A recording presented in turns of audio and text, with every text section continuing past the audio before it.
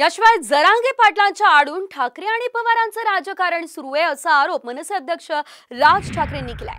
महाराष्ट्राचा मणिपूर होईल असं पवार म्हणतात। याचा अर्थ त्यांना दंगली घडवायच्या आहेत का, हा सवाल राज ठाकरेंनी केलाय। धाराशिवमध्ये आपल्याला जे लोक भेटायला आले होते त्यांना भडकवण्याचं काम काही पत्रकारांनी केलं।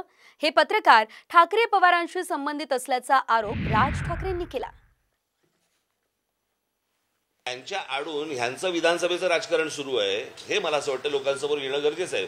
मराठा बांधव असतील, भगिनी असतील, ओबीसी समाजातले बांधव असतील, भगिनी असतील, इतर समाजातले लोक असतील, यांनी ही गोष्ट नीट समजून घेतली पाहिजे। शरद पवारांसारखा आज 82-83 वर्षाचा माणूस आज महाराष्ट्रामध्ये स्टेटमेंट करतो की महाराष्ट्रामध्ये मणिपूर होईल, म्हणजे या लोकांनी मणिपूर होऊ नये याच्यासाठी चिंता व्हायली पाहिजे। ते म्हणतात की मणिपूर होईल म्हणजे ह्यांच्या डोक्यात काय चालू आहे हे तुमच्या लक्षात येईल।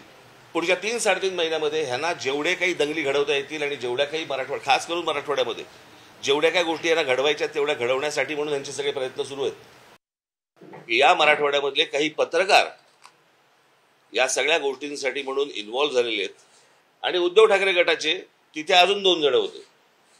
परवा दिवशी कुठेतरी मी नांदेडला असताना तिथे सर्किट हाऊसवरती एक कोणतरी 2-4 जण ओरडत होते, त्यातला एक जो माणूस होता त्यांचा शरद पवारांबरोबर आत्ताचा फोटो आहे।